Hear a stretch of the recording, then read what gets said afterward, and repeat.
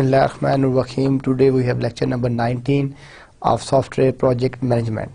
Last lecture में हम अपनी cost estimation और effort estimation को हमने discuss किया था. Today we will continue that lecture.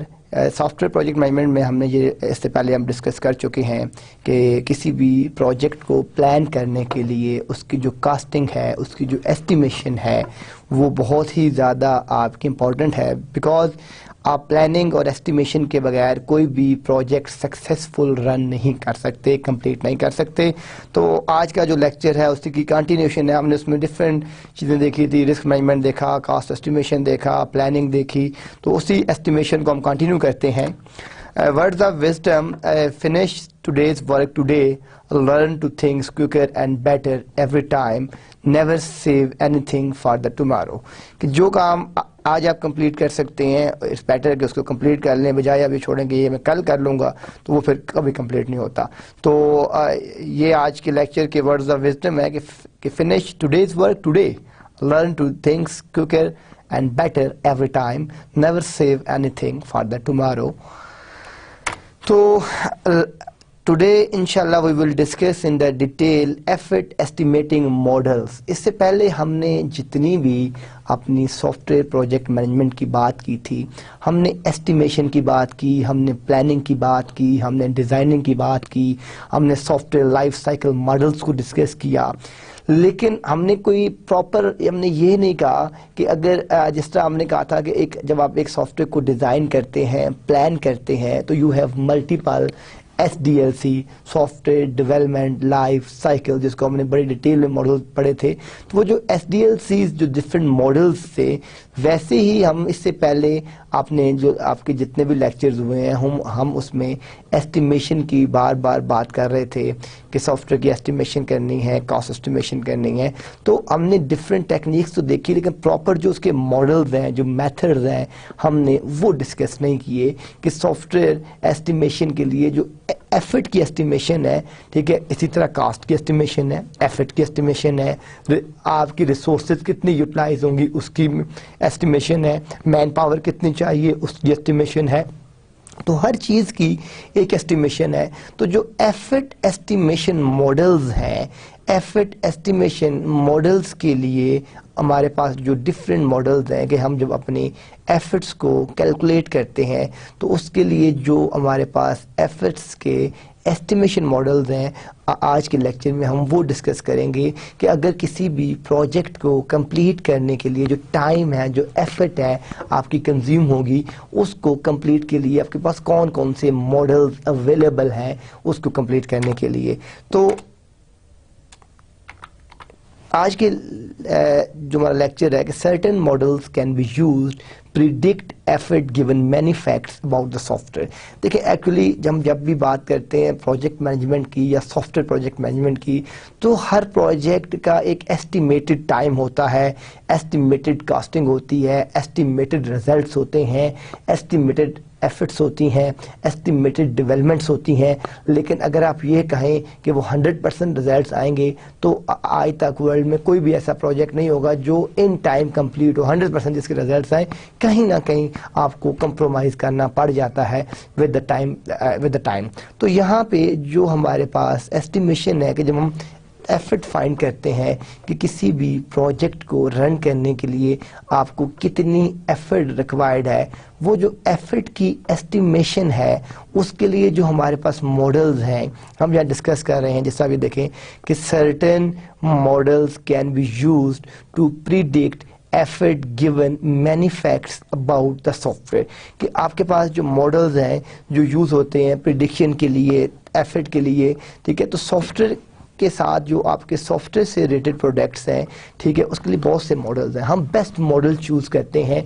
देखिए हर मॉडल के कुछ ड्रॉबैक्स होंगे, ठीक है, कुछ प्लस पॉइंट्स होंगे, क्योंकि आप ट्रेड ऑफ कर रहे होते हैं प्रोजेक्ट मैनेजमेंट के अंदर कि अगर आप ये मॉडल चूज़ करेंगे तो आपको ये इसमें एडवांटेजेस हैं और ये इसके डिसएडवांटेजेस हैं. अगर आप ये मॉडल चूज़ करेंगे तो ये आपके बेनिफिट्स हैं, ये आपके ड्रॉबैक्स हैं. लेकिन बीइंग अ प्रोजेक्ट मैनेजर, ठीक है, आपने ये एनालाइज करना होता है कि which model will be more suitable for this project ठीक है, कि इन कंडीशंस के लिए कौन सा मॉडल बेस्ट रहेगा। तो यहाँ पे हमारे पास certain models can be use to predict effort given many facts about the software. The principal facts are the estimated size and complexity of the software।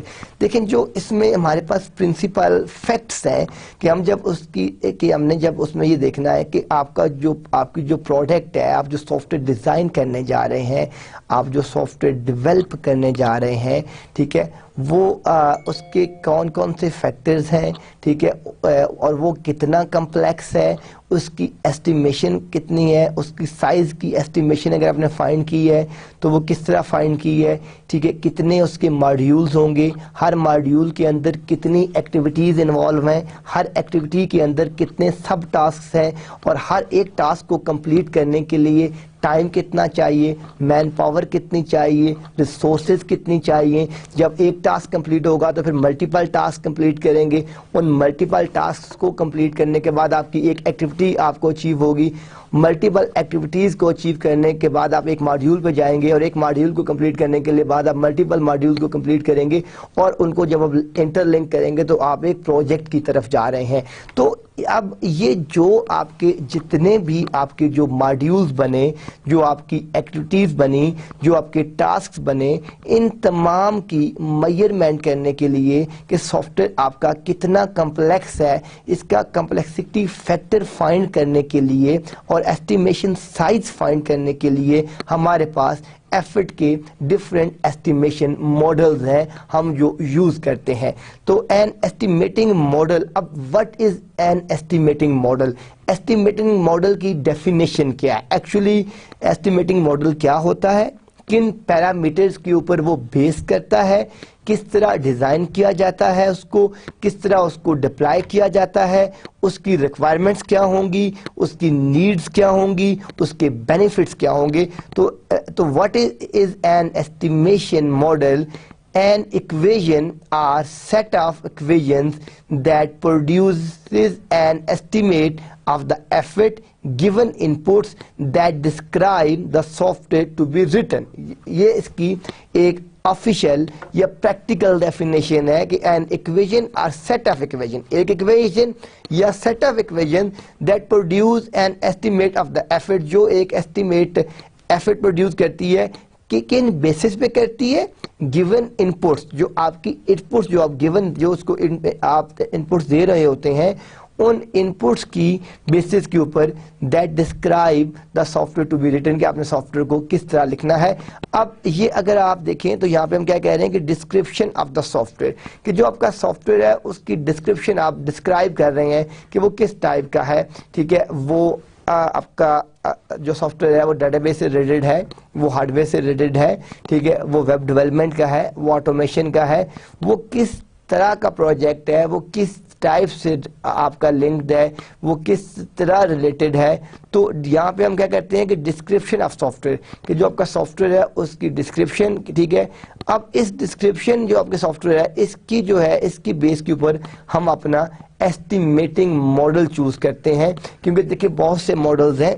तो आप जब मॉडल को चूज करते हैं एस्टिमेशन मॉडल को, तो वो आप डिस्क्रिप्शन ऑफ सॉफ्टवेयर, अब उसकी क्या इनपुट्स है, क्या क्या रिक्वायरमेंट्स है, डिजाइन कैसा होगा, ठीक है, उसके टास्क कौन कौन से हैं, उसके ऑब्जेक्टिव्स क्या क्या हैं, आपको रिजल्ट्स किस तरह का चाहिए, एनवायरनमेंट किस तरह का है, प्लेटफॉर्म किस तरह का है, ठीक है, आपका सेंट्रल सॉफ्टवेयर है, डिस्ट्रीब्यूटेड सॉफ्टवेयर है, नेटवर्क बेस है, ठीक है, क्लाइंट बेस है, क्या रिक्वायरमेंट है, सॉफ्टवेयर किस टाइप का है। तो वो जो आपकी डिस्क्रिप्शन ऑफ द सॉफ्टवेयर है आप वो फाइंड करेंगे।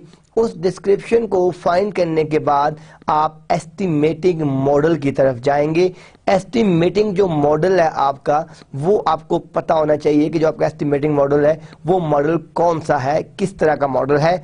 उसके बाद एस्टिमेट ऑफ एफर्ट। अब जो आपने मॉडल चूज किया, देयर आर सर्टेन मॉडल्स, हम आगे डिस्कस करते हैं। हर मॉडल्स क्या कि अपने एडवांटेजेस हैं और अपने ही डिसएडवांटेजेस हैं। हम जब अपना मॉडल चूज करते हैं तो वो certain input, certain needs, certain requirements के ऊपर चूज करते हैं।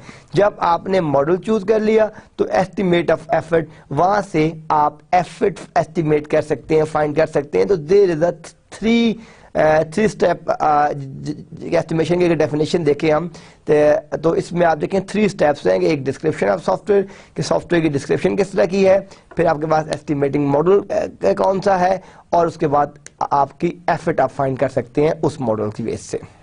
ए वेरी सिंपल जो मॉडल है, effort is equal to size into productivity.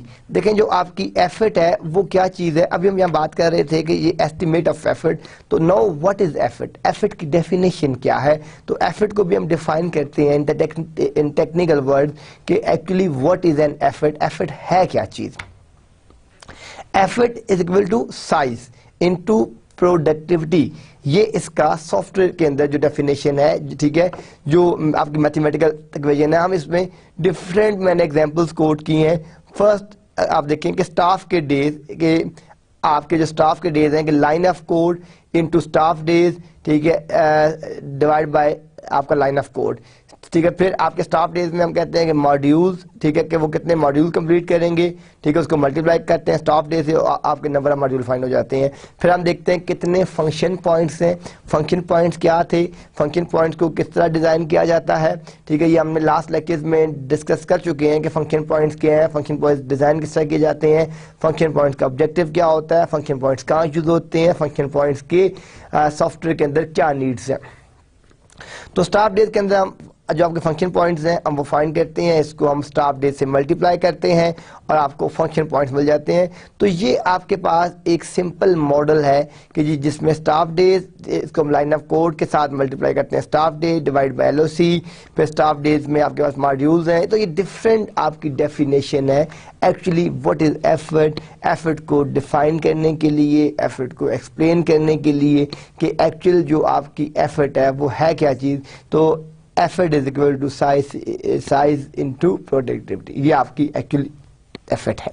अब अगर हम इसी एफर्ट को ग्राफिकल मेथड के थ्रू इसको अंडरस्टैंड करें तो आप ये देखें कि ये हमने लेफ्ट साइड पे जो आपके बनते हैं वाई एक्सिस, इस पे हमने एफर्ट की बात कर ली और एक्स एक्सिस के ऊपर हमने बात कर ली साइज की, और हमने क्या कहा था कि effort is equal to size into constant, कि जो आपका साइज है, ठीक है, हमने उसको कांस्टेंट कह दिया है कि जो भी आपकी एफर्ट आएगी, जो आप एफर्ट फाइंड कर रहे हैं, हमने क्या किया है कि effort is equal to size into constant, कि हमने उसको साइज से कांस्टेंट उसको मल्टीप्लाई कर दिया तो आपकी जो एफर्ट है वो कांस्टेंट रहे। तो आप ये देखें कि हमने लेफ्ट साइड पे अपनी एफर्ट रखी है और राइट साइड पे हमने अपना साइज रखा है। ये हमारे पास एक कंप्लीट मॉडल है कि लेफ्ट साइड पे आपकी एफर्ट आ गई और राइट साइड पे आपका साइज आ गया। और एफर्ट की हमने डेफिनेशन क्या फाइंड की है कि effort is equal to size into constant. But we know that effort grows faster as size increases. It's very simple। अगर आप ये देखें कि जो आपका साइज इंक्रीज हो रहा है, देखें बात बड़ी सिंपल सी है कि मैं अगर आपको एक लेमैन की एग्जांपल दूं कि आपको ये कहा जाए कि ये आपके पास एक पानी की बोतल है, इसको आपने जाना है, ठीक है, और एक जगह से फिल करके लाना है। तो अगर आपको एक बोतल दी जाए तो आप फिल करके लाएंगे, जो टाइम आपको कहा जाए कि 20 बॉटल्स हैं तो आपका टाइम को, आपकी एफर्ट ज़्यादा लगेगी, ठीक है, और साइज आपका इंक्रीज हो गया। अगर आपको कहा जाए कि 500 बॉटल्स आपने पर डे फिल करनी है तो आपकी जो एफर्ट है, जो टाइम है, वो आप देख रहे हैं कि वो आपका चेंज होता जा रहा है। तो वो जो आपकी एफर्ट है, जो आपका टाइम है, जो आपका चेंज होता जा रहा है, क्योंकि अब आपके जो टास्क है वो आपका इंक्रीज हो गया। तो यहाँ पे हम यही बात कर रहे हैं कि effort grows faster as size increases. जो साइज इंक्रीज हो रहा है सॉफ्टवेयर डिजाइन का, देखें आपके पास एक सॉफ्टवेयर था, आपकी कंपनी का जो 4 ऑफिस हैं इस्लामाबाद, लाहौर, कराची और पेशावर में, आपने सॉफ्टवेयर डिज़ाइन करना शुरू किया। इन द फर्स्ट फेज आपने ये डिफाइन किया कि आपका जो सॉफ्टवेयर वो सिर्फ इस्लामाबाद के मसले में चलेगा। बाद में आपने कहा कि नहीं, हमने सेंट्रलाइज सॉफ्टवेयर बनाना है जो इस्लामाबाद में भी रन हो, लाहौर में भी रन हो, पेशावर में भी रन हो और कराची में भी रन हो। तो अब क्या हुआ कि ऑटोमेटिकली जो आपकी एफर्ट थी, जो आपका टाइम था, वो ठीक है, वो आपका जो आपकी नीड्स थी, जो आपकी रिक्वायरमेंट थी, वो इंक्रीज हो गई।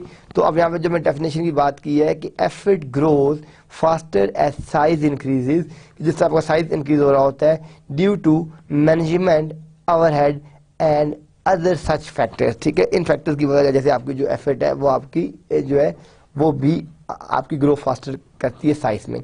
सो the graph out to curve up rather than being a straight line, कि वो आपकी एक कर्व बन जाती है, वो आपका टिल्ट फॉर्म में चला जाता है rather than the straight line.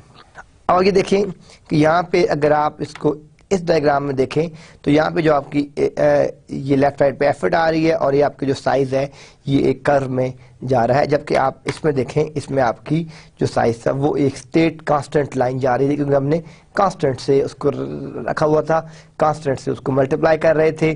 जबकि आप यहाँ पे देख रहे हैं कि यहाँ पे जो आपकी लाइन है it's a straight line towards, ठीक है। तो ये आपके एक्स एक्सिस हैं, सॉरी वाई एक्सिस हैं, और ये आपके पास एक्स एक्सिस हैं। तो यहाँ पे हमने क्या बात की थी कि ग्राफ जो है वो जो कर्व है वो rather than being a straight line, वो कर्व के बजाय एक स्ट्रेट लाइन की तरह जाता है। One model that produce such a curve. अब ये फर्स्ट मॉडल है कि जो हम बात करते हैं कि जो आपकी एक कर्व प्रोड्यूस करता है। हमने अभी इस लेक्चर में आज यही डिस्कस करना है कि एफर्ट कैलकुलेट करने के, फाइंड करने के जो डिफरेंट मॉडल्स हैं वो कौन कौन से मॉडल्स हैं और हम उनको किस तरीके से अचीव कर सकते हैं, वो आज हमने यही इसमें डिस्कस करना है। एफर्ट इज इक्वल टू, अगर आप देखें तो हमने क्या कहा है, a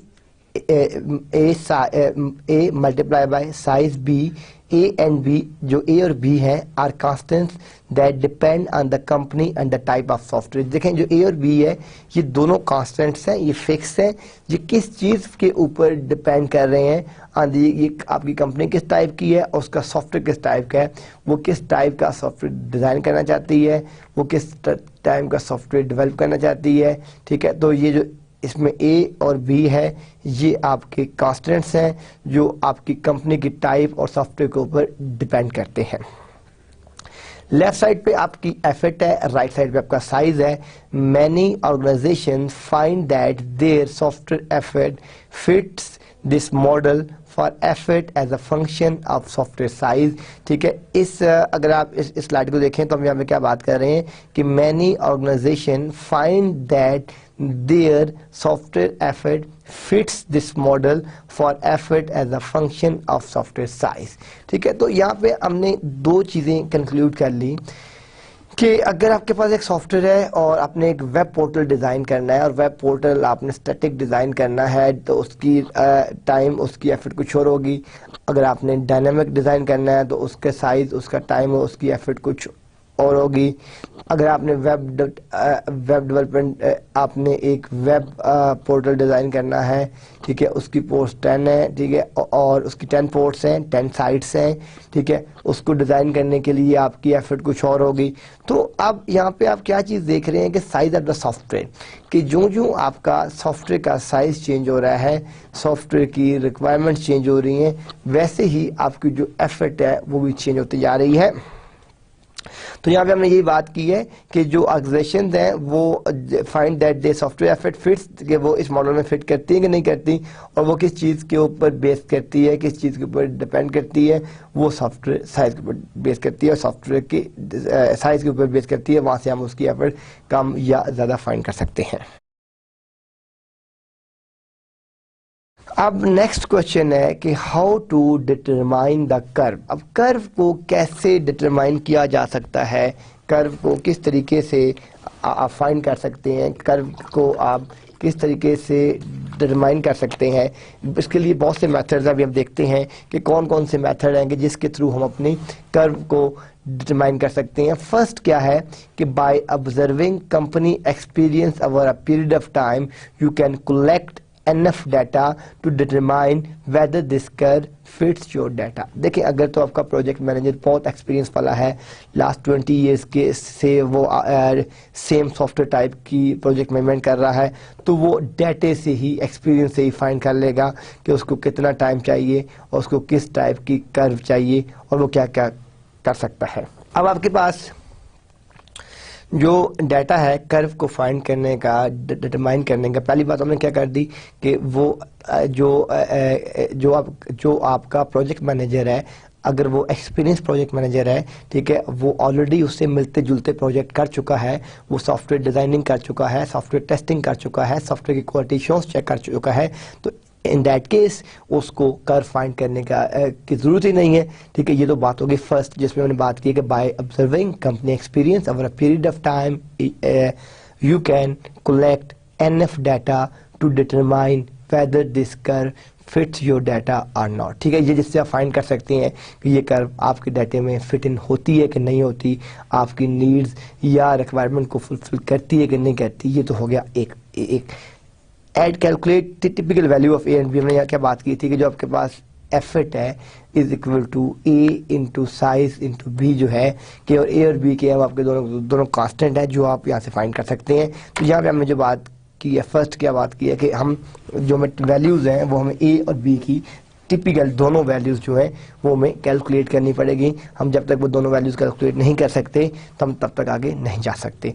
while such models are more commonly used for large projects, there are many principles applicable to small projects as well। कि ये जितने मॉडल्स भी होते हैं, इन तमाम मॉडल्स में जो आपकी कर्व मैनेजमेंट होती है, इसके अंदर हम डिफरेंट अपने ग्राफिकल मेथड से फाइंड करते हैं। हम जिस तरह बात कर रहे हैं कि while such models are more commonly used, यानी कुछ मॉडल होते हैं जो हम लार्ज देखें, बेसिकली जो कर्व का आपका एनालिसिस होता है, जो आपकी इंटरप्राइज प्रोजेक्ट मैनेजमेंट होती है, जो आपकी इंटरप्राइज सॉफ्टवेयर डेवलपमेंट होती है, जो आपके डिस्ट्रीब्यूटेड सॉफ्टवेयर होते हैं, वहाँ पे हम अपनी कर्व मैनेजमेंट को देखते हैं। क्योंकि कॉमनली जितने भी जो भी हमारे प्रोजेक्ट्स होते हैं वो सारे के सारे हमें वहाँ पे मौजूद पेश आती है, वहाँ पे हम उसको देखते हैं। तो हम यहाँ पे यही बात कर रहे हैं कि while such models are more commonly used for large projects, there are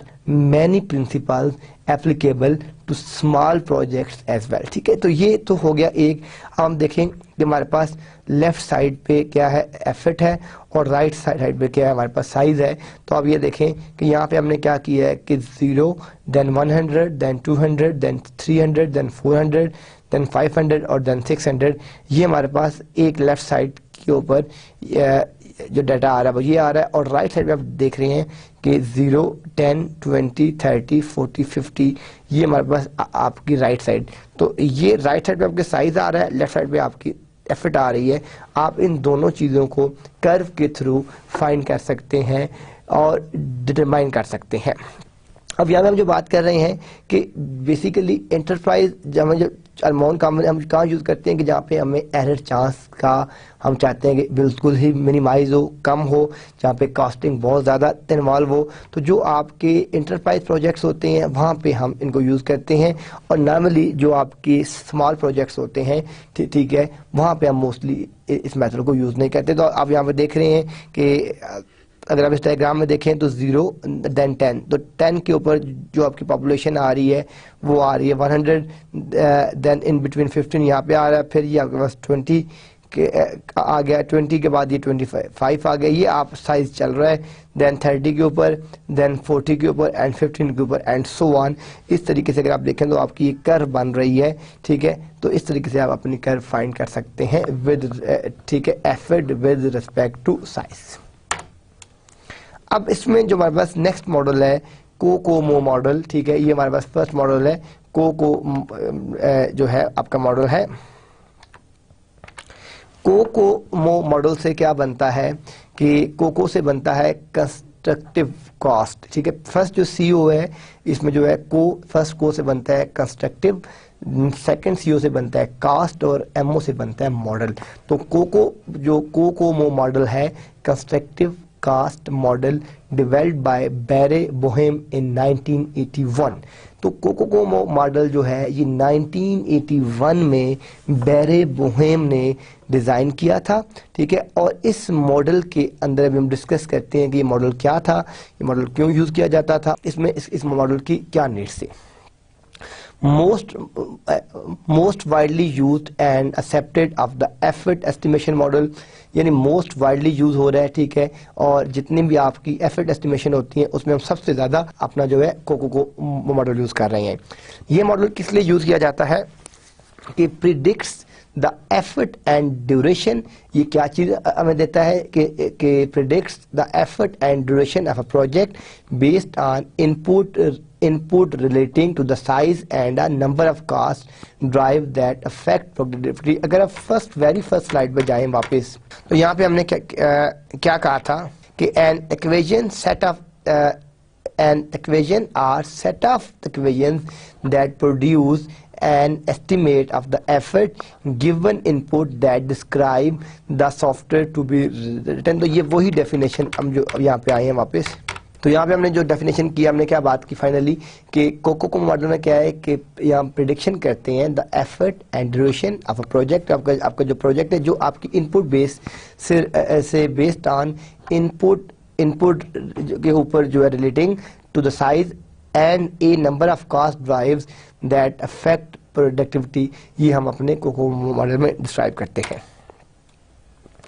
अब यहाँ पे जो हमारे पास ओरिजिनल कोकोमो मॉडल है, ये तो आपके पास हो गया एक मॉडल। अब हम देखते हैं जो इसका बेस मॉडल है, जहाँ से कोकोमो मॉडल आपका स्टार्ट हुआ, जो आपका ओरिजिनल बेस मॉडल था, वो मॉडल क्या था।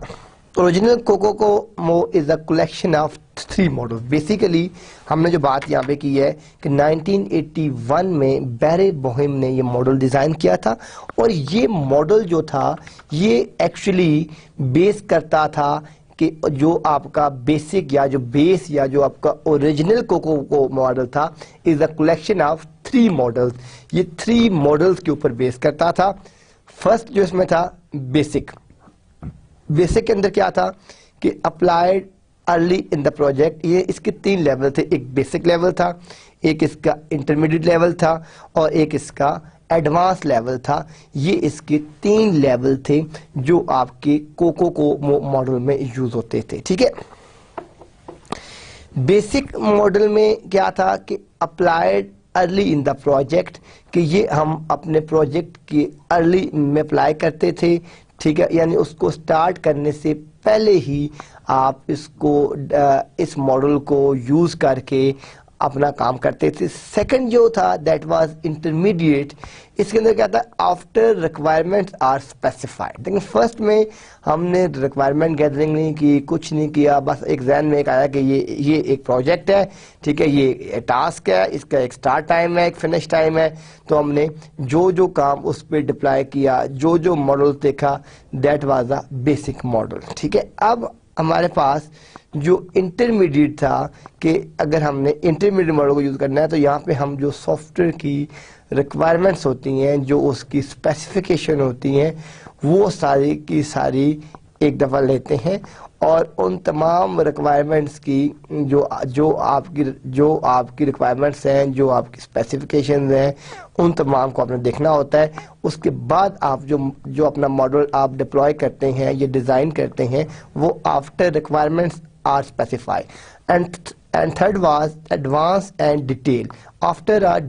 After our design is complete, once you completed your design, and that case will use कोको मॉडल। इसके अंदर हम क्या करते हैं कि जो आपके पास एडवांस डिटेल है, कि उस पूरे प्रोजेक्ट की जितनी भी आपके पास डिटेल आ जाती है, ठीक है, हम यहाँ पे पूरा डिज़ाइन बनाने के बाद, डिज़ाइन को कंप्लीट करने के बाद, फिर हम अपना थर्ड फेस यूज़ करते हैं। तो यहाँ पे आपने देखा कि जो हमारे पास कोको मॉडल है, इसमें एक तो बेसिक लेवल है, एक इसमें इंटरमीडिएट लेवल है, और एक इसके अंदर एडवांस लेवल है। तो बेसिक, इंटरमीडिएट और एडवांस, ये हमारे पास ओरिजिनल कोको मॉडल था। ठीक है, अब बेसिक में अब आपको यहाँ पे समझ आ जाना चाहिए कि बेसिक हम कहाँ यूज़ करते थे, कि अभी प्रोजेक्ट हमने स्टार्ट किया ही नहीं है, हमने क्या करना है, बस हमें एक रफ सा आइडिया है कि ये हमारा एक प्रोजेक्ट है, बिल्डिंग बनानी है जी हमने एक, ठीक है, हमने उसको अप्लाई कर दिया और ये यूं बनेगी जी, इस तरह होगा। एक वेबसाइट बनानी है जी हमने, एक डेटाबेस बनाना है जी हमने। तो वो जो मॉडल था वो हमारे पास बेसिक मॉडल है। इंटरमीडिएट में हम क्या करते हैं कि जी वेबसाइट बनानी है, अच्छा जी इसकी रिक्वायरमेंट्स क्या क्या होंगी, ठीक है भाई, क्या यूज़र की क्या रिक्वायरमेंट्स हैं, नीड्स क्या है, ठीक है, आपके कंस्ट्रेंट्स क्या क्या हैं, इन चीज़ों को देखने के लिए आप जब इसको अप्लाई करते थे तो that was a intermediate model. और एडवांस और डिटेल के जिसमें आपने यूजर की रिक्वायरमेंट ली, फिर आपने देखा कि कौन सा software development life cycle model आप अप्लाई करेंगे। करने के बाद आपने कंप्लीट डिजाइन दे दिया, और कंप्लीट डिजाइन देने के बाद जब आप इसको अप्लाई करते थे उनकी रिक्वायरमेंट्स के ऊपर, तो उसको आप एडवांस या डिटेल मॉडल कहते थे। वो आपके पास जो मॉडल आता था वो आपका एडवांस या डिटेल मॉडल था, ठीक है। वो आपका ओरिजिनल कोकोमो मॉडल जो लास्ट था वो आपका ये था। तो बेस्ट तो डेफिनेटली आपका एडवांस है, उसके बाद आपके पास इंटरमीडिएट है, और उसके बाद आपके पास बेसिक है। All three model takes the from. तीनों मॉडल्स के अंदर हम अगर एफर्ट की बात करें तो जो हमारे पास यहाँ पे एफर्ट आती है, effort is equal to A multiplied by size into B. Size is in thousands of lines of code, कि जो आपका साइज है वो 1000 of lines of code के अंदर होता है, कि ठीक है 1000 of lines of code, कि जो आपका साइज कैलकुलेट होता है, जो आप अपना साइज फाइंड कर रहे होते हैं वो आपके पास thousands of line in code। तो यहाँ पे जो आपके पास एफर्ट है, effort is equal to A multiplied by size into B, और size is in thousands of line of code। Effort is in staff months, assuming 19 staff days per staff month। जो आपकी एफर्ट आ रही है वो हम इस तरीके से कैलकुलेट कर रहे हैं, डिजाइन कर रहे हैं कि effort is in staff month assuming 19 staff days पर स्टाफ मंथ, ठीक है। कि जो आपके पास 19 स्टाफ डेज हैं और पर स्टाफ मंथ, या आप इस तरीके से अपनी एफर्ट को फाइंड करते हैं, एफर्ट को आप कैलकुलेट करते हैं। तो ये आपके पास एफर्ट की कैलकुलेशन है, एफर्ट को फाइंड करने का मेथड है कि आपने अपने एफर्ट को किस तरीके से कैलकुलेट किया है और कैसे फाइंड किया। तो ये जो हमारे पास ओरिजिनल कोकोमो मॉडल था, बेसिक हो गया, इंटरमीडिएट हो गया, एडवांस हो गया, और फिर हम इस तरीके से अपनी साइज को कैलकुलेट कर सकते हैं, फाइंड कर सकते हैं। अब हमारे पास 3 लेवल्स ऑफ डिफिकल्टी, ठीक है। एक तो आपका ऑर्गेनिक है, ठीक है, एक आपका सेमी डिटैच्ड है, और एक आपका एम्बेडेड है।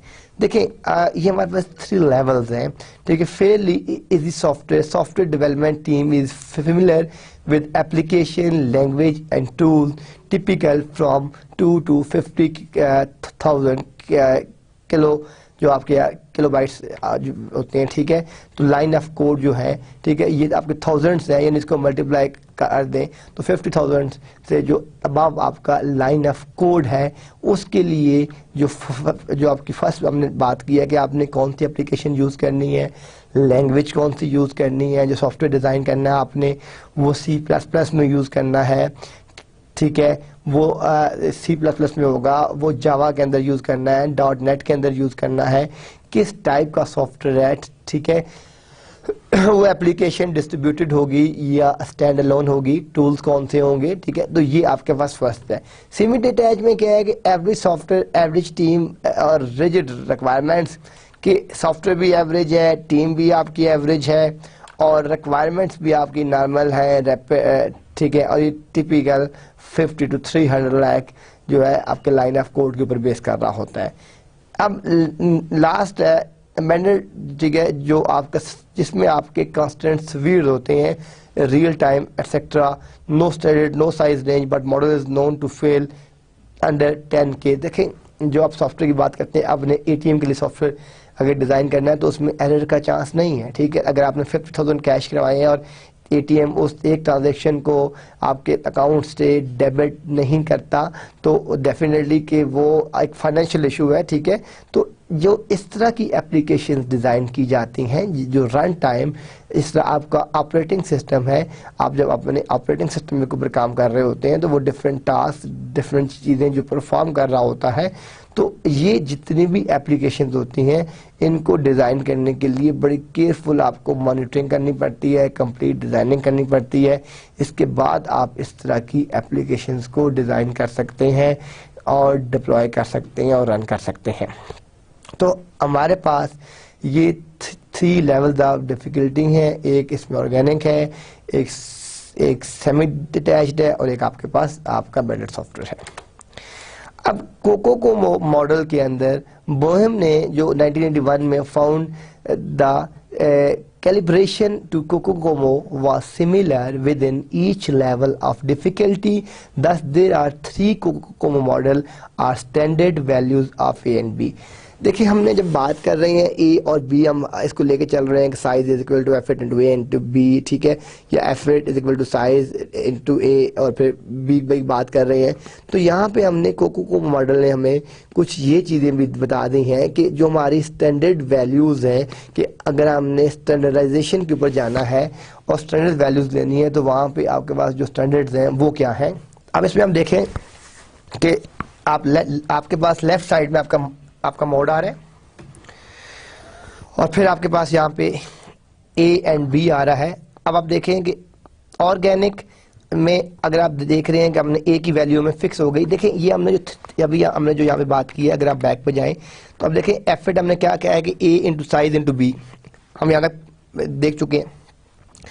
अब हमने जब ये चीज़ डिस्कस कर ली है कि हमारे पास जो एफ एट है वो ए इंटू साइज इंटू बी है, तो अब यहाँ पे हम बात ये कर रहे हैं कि हमने 3 लेवल भी डिफाइन कर लिए। अब इन लेवल्स की जो एक्सपीरियंस मैनेजर्स थे, जो प्रोजेक्ट मैनेजर्स थे, ठीक है, जिनके पास एक्सपीरियंस था, ठीक है, उन लोगों ने अपनी लाइफ के एक्सपीरियंसेस के साथ, डिफरेंट टेस्ट केसेस के साथ, डिफरेंट टेस्ट केस स्टडीज के साथ, डिफरेंट प्रोजेक्ट कंप्लीट करने के बाद अपना एक वैल्यू फाइंड किया। और उसके अंदर हमें कोको मॉडल क्या कहता है कि देयर आर 3 मोड्स। हमने जो 3 मोड की बात की है, हर मोड की हमारे पास स्टैंडर्ड वैल्यूज आ गई हैं।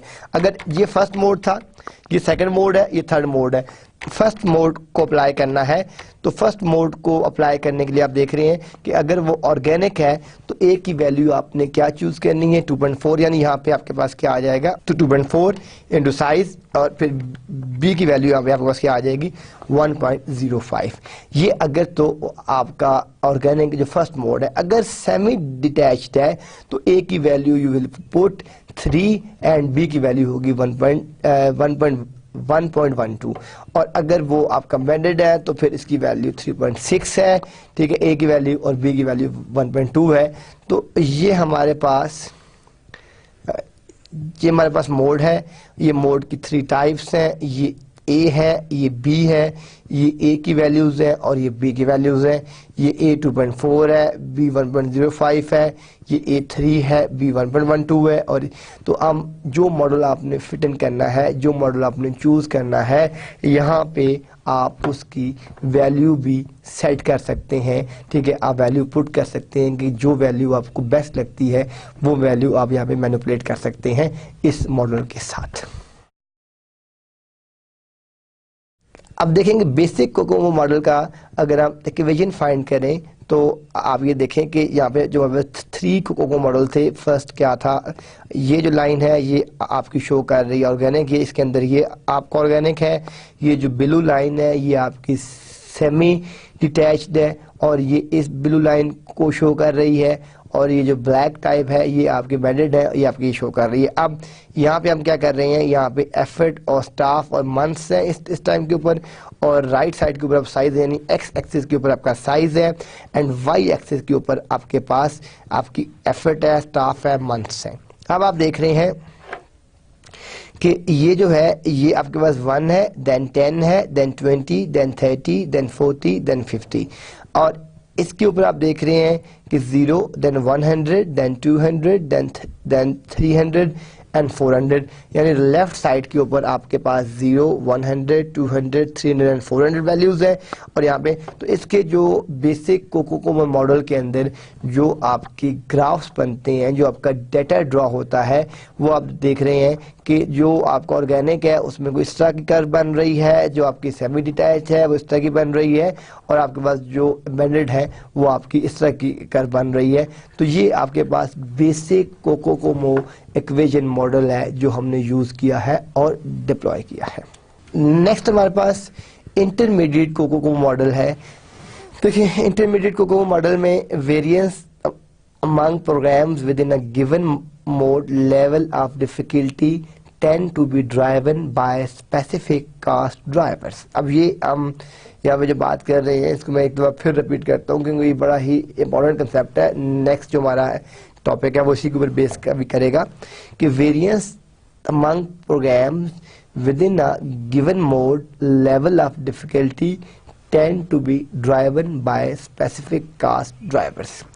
Boehm originally identified 15 such caste drivers. Basically हमने क्या बात की कि जो वेरिएंस है, जो हमारे प्रोग्राम्स हैं, ठीक है, जो आपकी लेवल ऑफ डिफिकल्टी है वो ड्राइव कर रही होती है कास्ट ड्राइवर्स के ऊपर.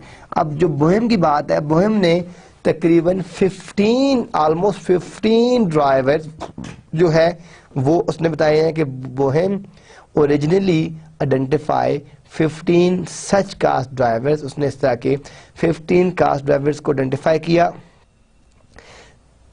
Others have since identify additional cost drivers. जो बाकी हैं वो सारे के सारे आपके जो एडिशनल कास्ट ड्राइवर्स हैं वो सारे के सारे उसके लिए हैं. तो यहाँ पे जो आपके बोहेम ने किए हैं, ठीक है, वो आप ये देख रहे हैं कि उसने 15 मॉडल्स किए हैं. तो अभी हम देखते हैं and specific projects often find unique situation that drive cost up and down.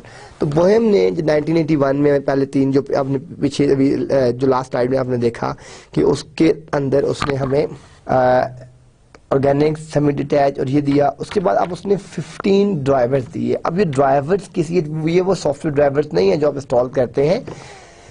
यहाँ पे अभी हम देखते हैं कि ड्राइवर्स इन डिटेल देखते हैं और आगे, ठीक है, कि ये बेसिकली जो प्रोजेक्ट की यूनिक सिचुएशन है. अगर ये सिचुएशन है, अगर ये केस स्टडी है तो इसके ऊपर ये डिप्लॉय करना है, अगर ये केस स्टडी है तो इसके ऊपर ये डिप्लॉय करना है, अगर ये सिचुएशन है तो हमने उसको इस तरह हैंडल करना है, ये सिचुएशन है तो इसको हमने इस तरह हैंडल करना है. तो इसमें वो तमाम सिचुएशंस के बारे में बताया गया है कि हर केस सिचुएशन के अंदर आपने अपनी रिक्वायरमेंट्स किस तरह लेनी है और उस सिचुएशन को आपने किस तरह ड्रॉ करना है, किस तरीके से फुलफिल करना है. तो यहाँ पे आप देख रहे हैं कि जो बोहेम था उसने ओरिजिनली 15 कास्ट ड्राइवर्स दिए.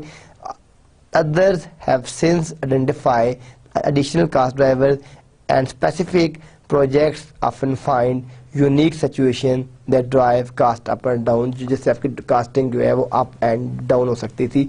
ये बेसिकली इसका इंटरमीडिएट कोकोमो मॉडल था, ठीक है. अब हम इन ड्राइवर्स को देखते हैं, वन बाय वन डिस्कस करते हैं कि इन ड्राइवर्स के अंदर एक्चुअली क्या चीज़ है, वो उसने किस तरीके से उसको एक्सप्लेन किया है. अब पहला जो केस है, अभी हम इन ड्राइवर्स को डिफरेंट केसेस के साथ डिस्कस करते हैं. कास्ट ड्राइवर्स, पहली बात आ गई आपके पास, ये सारे के सारे आपकी कास्टिंग के लिए कास्ट ड्राइवर. पहला जो केस है 1, the nature of the job to be done, ठीक है. अब हमने कुछ देखें, हर एक कास्ट ड्राइवर के लिए कुछ सर्टेन इनपुट्स हैं. मैंने अगर एक घर बनाना है तो मेरी रिक्वायरमेंट्स कुछ और है, इन्होंने बनाना है तो उनकी रिक्वायरमेंट्स कुछ और है. एक्चुअली सब ने बनाना घर ही है, लेकिन हर एक की अपनी रिक्वायरमेंट्स हैं. तो घर एट द एंड जो फिनिश आपकी जो प्रोडक्ट आएगी वो डिफरेंट आ सकती है और होगी भी डिफरेंट, क्योंकि हर एक की डिफरेंट रिक्वायरमेंट्स थी. आपकी कंपनी की वेबसाइट बनानी है, मेरी कंपनी की वेबसाइट की बनानी है, थर्ड कंपनी की बनानी है, तो हर एक की वेबसाइट डिफरेंट होगी क्योंकि हर एक की डिफरेंट रिक्वायरमेंट्स हैं. वैसे ही आप जब सॉफ्टवेयर डेवलपमेंट की बात करते हैं, जब आप सॉफ्टवेयर डिजाइनिंग की बात करते हैं, तो जो आपकी रिक्वायरमेंट्स हैं वो रिक्वायरमेंट्स भी वैसे हैं, वो इस तरह नहीं है.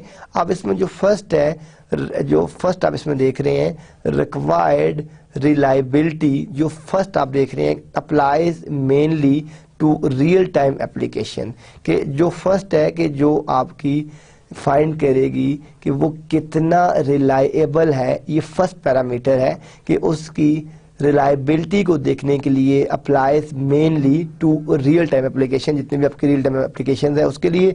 सेकंड, डेटाबेस साइज, जो आपका डेटाबेस है उसका साइज क्या है, applies mainly to data processing application. जितने भी आपकी एप्लीकेशन है उनके ऊपर जो आपने डाटा प्रोसेसिंग रन करना है, ये आपके पास सेकेंड ऑप्शन है. थर्ड, प्रोडक्ट की कम्प्लेक्सिटी, कि जो आपकी प्रोडक्ट है वो कितनी कम्प्लेक्स है, उसकी कम्प्लेक्सिटी कितनी है. तो ये आप देख रहे हैं कि फर्स्ट आपके पास कि वो कितना रिलायबल है, ये आपकी रिलायबिलिटी है. सेकंड आपका डेटाबेस साइज है. थर्ड आपके पास प्रोडक्ट की कम्प्लेक्सिटी है. और इसके बाद एग्जीक्यूशन टाइम कंस्ट्रेंट्स, के जो आपके पास उसके टाइम कंस्ट्रेंट्स हैं कि आपने उसको एग्जीक्यूट किस तरह करना है, आपके पास कितने, ठीक है, उसमें apply when processor speed is बेयरली sufficient, main storage आपको स्टोरेज कितनी चाहिए, apply when memory size is बेयरली sufficient, ठीक है, virtual machine include hardware and operating system of target machine और रिक्वायर्ड रीयूजेबिलिटी। तो ये फर्स्ट हमारी जो रिक्वायरमेंट कि वो कितना आपको कितनी रिलायबिलिटी रिक्वायर्ड है, डेटाबेस का साइज किस तरह का होगा, प्रोडक्ट कितनी कम्प्लेक्स होगी, एग्जीक्यूशन टाइम के कांस्टेंट कौन कौन से होंगे, मेन स्टोरेज के कांस्टेंट्स कौन कौन से होंगे, वर्चुअल मशीन किस तरह की होगी और रीयूजेबिलिटी आपको रिक्वायर्ड है कि नहीं रिक्वायर्ड, इन तमाम पैरामीटर्स के ऊपर that was our first case, ठीक है, कि कास्ट ड्राइवर्स 1। अब हम इसको कंटिन्यू करते हैं। Cost driver tools, the practices and tools. देखिए फर्स्ट क्या था, the nature of the job to be done, ये फर्स्ट था, ठीक है, and second was the practices and tools, ठीक है, turn around time for development, usually not much of a problem these days.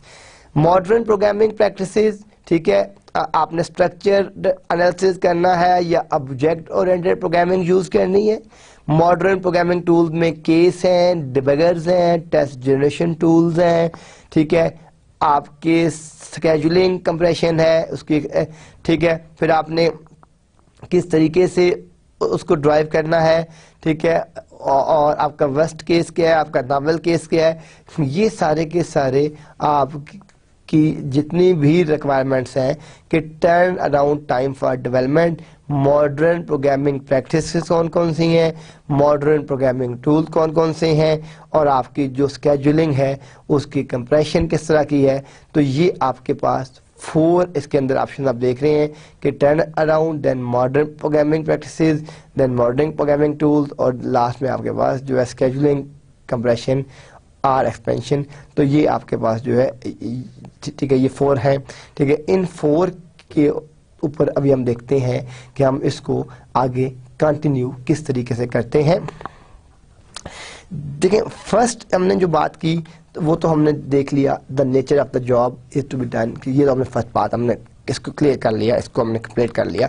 Second जो हमारे पास आप देख रहे हैं कि जो आपके प्रैक्टिसेस हैं, जो टूल्स हैं, हमने इसमें टाइम फॉर डेवलपमेंट देखा, आपको कौन सी लैंग्वेज चाहिए प्रोग्रामिंग की, ठीक है, वो आपकी स्ट्रक्चर्ड होगी कि नहीं होगी, उसका एनालिसिस किस तरीके से करना है, टूल्स कौन कौन से हैं, कंपैरिजन, ये अब आपके पास सेकंड है। नाउ थर्ड वन, अभी हम कास्ट ड्राइवर्स थर्ड पे जाते हैं, the people who will do it. अब देखिए फर्स्ट क्या था, the nature of the job to be done, second was the practices and tools, and third was the people who will do it, ठीक है। Analyst की capability कि जो आपका सिस्टम एनालिस्ट है वो कितना कैपेबल है, वो किस तरह का एनालिसिस करता है, उसका एनालिसिस का जो रिजल्ट्स हैं वो कितने % ट्रू होते हैं, उसमें एरर का कितना चांस है, क्या क्या चीज़ें उसको देखनी चाहिए अपने सिस्टम की एनालिसिस करने के लिए, एप्लीकेशन का एक्सपीरियंस कितना है कि इससे पहले उसने कोई इस तरह की मिलती जुलती अगर एप्लीकेशन के ऊपर काम किया है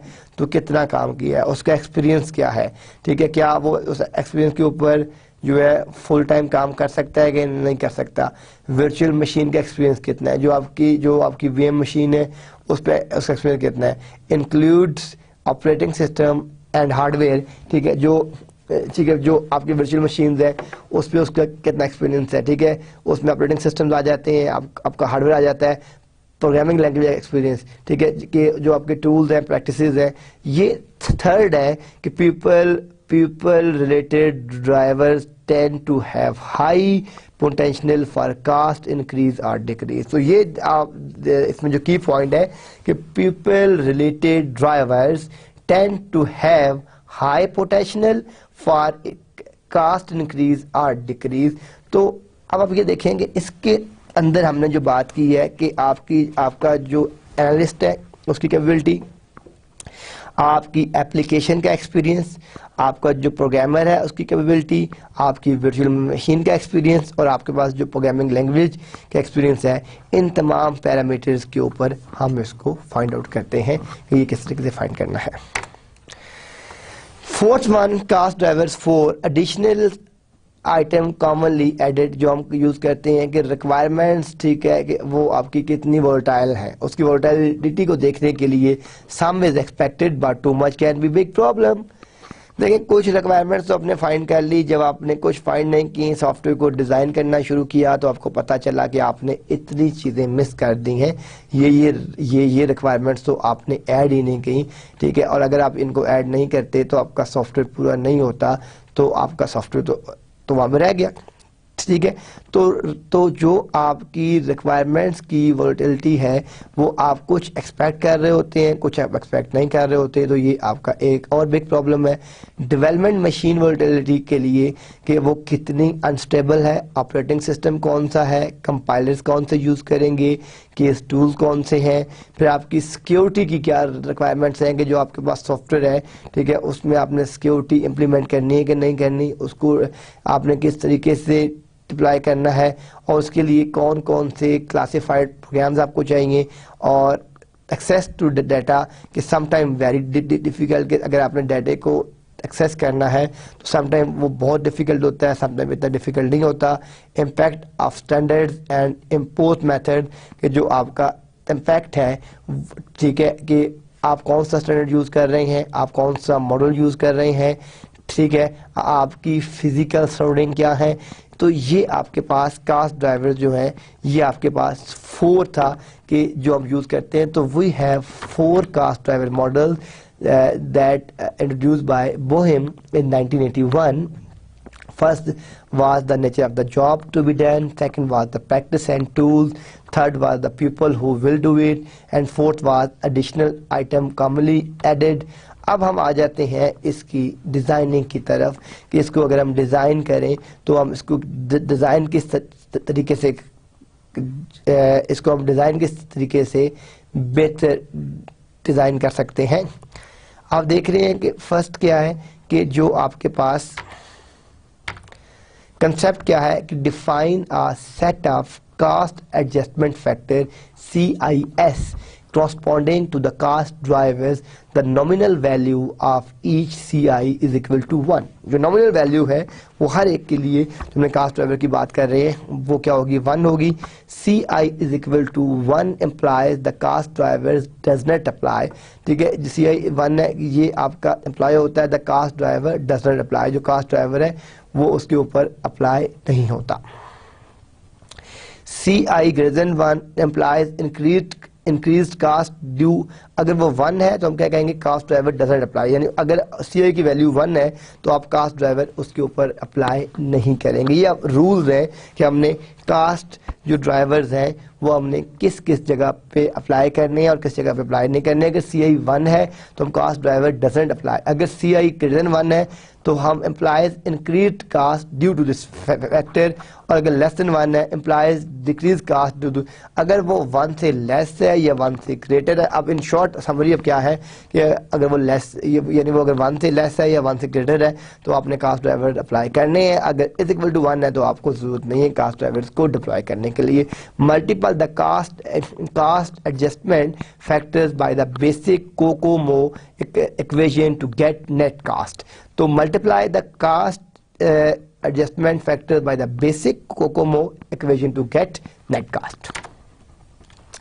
अब इसका मैथमेटिकल जो फार्मूला है कि जो इंटरमीडिएट कोकोमो इक्वेशन है कि वो हमने किस तरीके से फाइंड करनी है कि effort is equal to EAF into A into size into B, and where EAF is equal to C1 into C2 dot dot into CN, यानी अब आपके पास and CI is equal to ith cost adjustment factor, या आपकी ith cast जो आपका factor है। हमने यहाँ क्या बात की है कि जो एफर्ट है, effort is equal to EAF into A into size into B, and where EAF is equal to C1 into C2 into dot dot dot into CN। तो ये जो CI है, CI is equal to ith cost adjustment factor, ये आपके पास जो आपका cast का adjustment factor है ये आपके पास वो है। तो ये आपकी एफर्ट हो गई, ये आपके पास EF हो गया, और ये आपके पास CI है, ये आपके पास हो गया। अब हम नेक्स्ट इसको देखते हैं, ये आपके पास मैथमेटिकल वो इक्वेशन है कि अगर हमने फाइंड करना है तो how you can find intermediate COCOMO revised value of A, ठीक है। अब इससे पहले जो हमने देखी थी, एक जो उससे पहले उसने अज्यूम की थी, अब इस बेसिस ड्राइवर्स को फाइंड करने के बाद हमारे पास जो रिवाइज आई है कि मोड ए, अगर आप वापस जाएं तो यहाँ पे आप देख रहे हैं ए क्या है 3.2 और 1.05, यहाँ पे ए क्या था 2.4 और 1.05, ठीक है ना।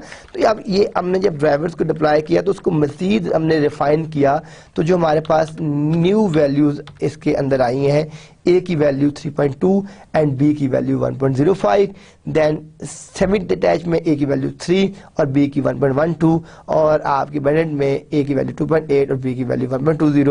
The B values are the same, जो आपकी बी है values the same, the value of A change because, यानी बी की वैल्यूज अगर आप देखें तो यहाँ पे आपको 1.0, 1.20, 1.20 सेम मिलेंगी। ये आप देखें कि यहाँ पे आपको पास 1.05, 1.12, 1.20 सेम है, लेकिन जो ए की वैल्यूज है आपकी चेंज है 3.2, 3.0, 2.8 ये चेंज है। The B values are the same, the value of A change because the effort adjustment factor जो EAF है, EAF जो आपका stand for effort adjustment factor, the B value is the same, the value of A changes because of the effort adjustment factor जो EAF है, जो आपकी वो factor change हुआ है, उस वजह से आपकी ये वैल्यू चेंज हुई है।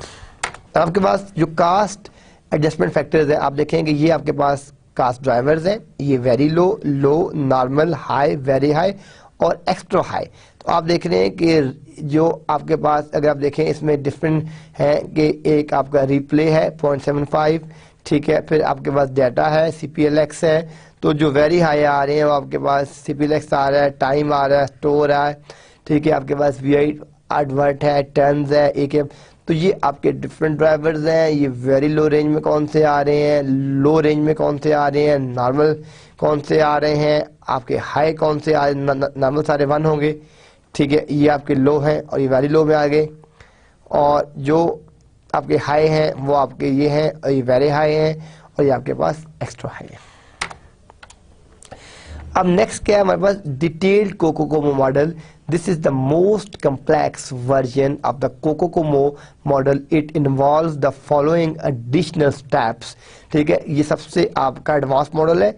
इसमें फर्स्ट स्टेप्स हम क्या करते हैं कि decompose the programme into specific products and components of product, analyze cost drivers separately for each component, use specific formulas for calculating cost adjustment factors rather than judgment। तो ये हम 3 स्टेप्स इसमें additional use करते हैं जो हमारे पास detail COCOMO model है। तो इसके अंदर इसके बाद आपके पास जो आपकी स्केजुलिंग की एस्टिमेशन है, Kokomo presents an equation for estimating the development schedule, the time of develop, इसको हम कहते हैं TDEV, ठीक है, of the project in months। TDEV is equal to C into SM into D, ठीक है। तो अब जो आपके पास जो आपकी स्केजुलिंग की एस्टिमेशन है, अब इसमें देख रहे हैं कि TDEV is equal to C into SM into D। अब ये जो मोड है, एक ऑर्गेनिक मोड है, एक सेमी डिटैच मोड है, एक आपका एम्बेडेड मोड है। तो जो ऑर्गेनिक है इसमें C की वैल्यू 2.5, फिर सेमी डिटैच 2.5, फिर एम्बेडेड 2.5, और जो D की वैल्यू है 0.38, फिर इसमें सेमी डिटैच की 0.35, और फिर आपके पास जो आपके एम्बेडेड वैल्यू है ये आपके पास 0.32। तो ये आपके पास स्केजुलिंग की एस्टिमेशन है कि आपने जो अपनी स्केजुलिंग की है उसकी एस्टिमेशन किस तरह आती है। अब आपके पास इश्यूज क्या आते हैं, issues with Kokomo and other estimating models, कि इनके अंदर अभी तो हमने ये डिस्कस किया, बेनिफिट्स देखे, सारी चीज़ें देखी। Now what are the problems और what are the drawbacks in the COCOMO and other estimation models, ठीक है। फर्स्ट क्या है कि amount of judgment required in determining values for cost adjustment factors and which mode applied. तो software आपको ये पता नहीं चलता कि आपने कौन सा मोड यूज करना है और किस फैक्टर को कहाँ एडजस्ट करना है। Your data may not match the data use to develop the model you wish to use, but your company may not want to collect the data needed to correlate the model, यानी आप उसके साथ correlate नहीं कर सकते, यानी your company may not want to collect the data needed to correlate the model.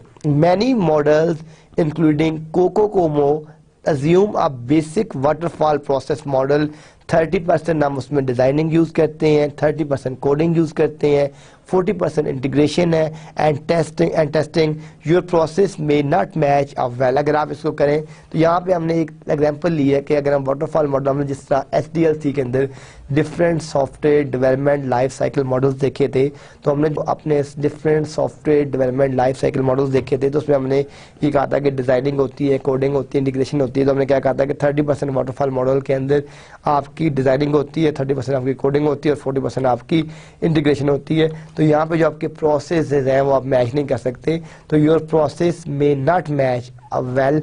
तो ये हमारे पास जो कोको मॉडल है इसके इश्यूज क्या हैं कि इश्यूज विद कोको model and other estimated model के ये हमारे पास मेजर इश्यूज हैं जो हम इसके अंदर फेस कर सकते हैं, जो हमें इसके अंदर जो है ये इसके ड्रॉबैक्स भी आप कह सकते हैं, इसके डिसएडवांटेजेस भी आप कह सकते हैं।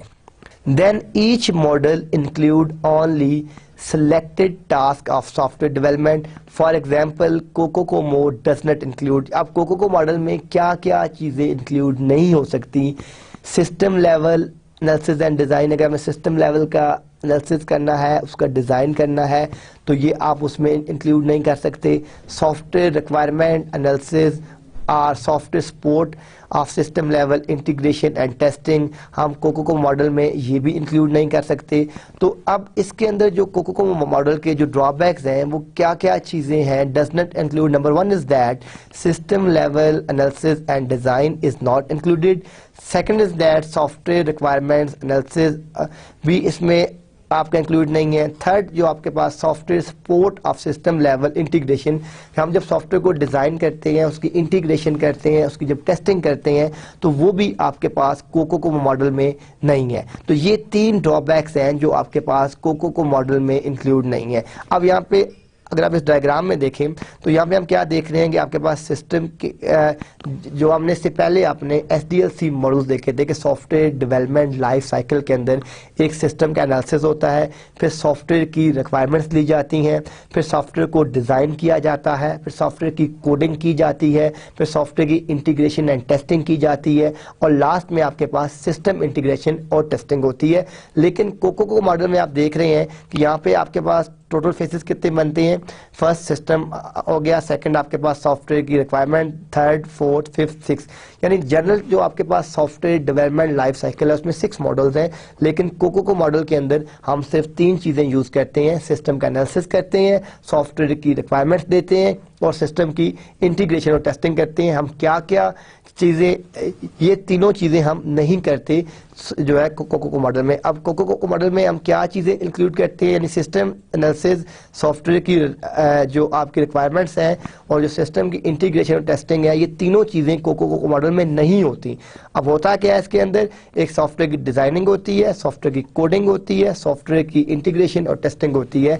ये आपके पास कोको मॉडल के अंदर है। तो हमने आज के लेक्चर में ये देखा है कि आपकी जो एफर्ट की एस्टिमेशन है वो किस तरीके से फाइंड कर सकते हैं और सॉफ्टवेयर डिज़ाइनिंग के अंदर एफर्ट के क्या क्या बेनिफिट्स हैं। नेक्स्ट लेक्चर में इंशाअल्लाह हम अपना नेक्स्ट लेक्चर कवर करेंगे। तब तक के लिए अल्लाह हाफिज़।